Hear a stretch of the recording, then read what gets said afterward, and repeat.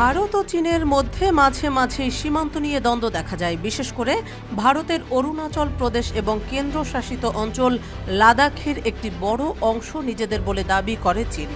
চীন একাধিকবার এসব অঞ্চলকে তাদের মানচিত্রেও যুক্ত করেছে। বিভিন্ন সময়ে অঞ্চলের বড় অংশ দখলও করেছে। এ অঞ্চলের দখল নিয়ে দুদেশের সেনাদের মধ্যে সংঘর্ষ হয়েছে বহুবার। এবার উত্তর পশ্চিম চীনের একটি আঞ্চলিক সরকার সম্প্রতি ভারত ঘেঁষে দুটি নতুন কাউন্টি প্রতিষ্ঠার ঘোষণা দিয়েছে। আর এই ঘোষিত কাউন্টির কিছু অংশ ভারতের কেন্দ্রশাসিত অঞ্চল লাদাখের মধ্যে পড়েছে দাবি করে প্রতিবাদ জানিয়েছে নয়াদিল্লি। নয়াদিল্লি জানিয়েছে, প্রতিবেশী দেশটি দুটি কাউন্টি প্রতিষ্ঠা ঘোষণার পর ভারত কূটনৈতিক চ্যানেলের মাধ্যমে আপত্তি ও প্রতিবাদ জানিয়েছে।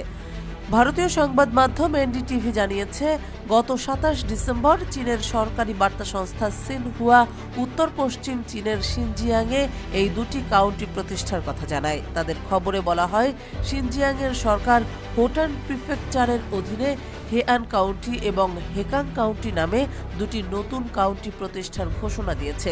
চীনের কমিউনিস্ট পার্টির কেন্দ্রীয় কমিটি এবং রাষ্ট্র পরিষদ এই দুটি কাউন্টি অনুমোদন করেছে, যা হোটান প্রিফেকচারের অধীনে পরিচালিত হবে।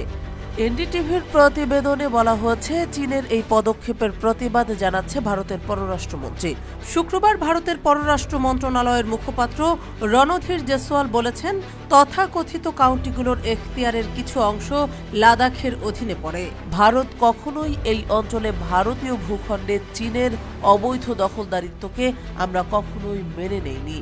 রণধীর জেসওয়াল আরও বলেন, নতুন কাউন্টি গঠন ওই এলাকার ওপর আমাদের সার্বভৌমত্বের বিষয়ে ভারতের দীর্ঘস্থায়ী ও ধারাবাহিক অবস্থানের উপর কোনো প্রভাব ফেলবে না এবং চীনের অবৈধ ও জোরপূর্বক দখলদারিত্বকেও বৈধতা দেবে না। আমরা কূটনৈতিক চ্যানেলের মাধ্যমে চীনের কাছে প্রতিবাদ জানিয়েছি।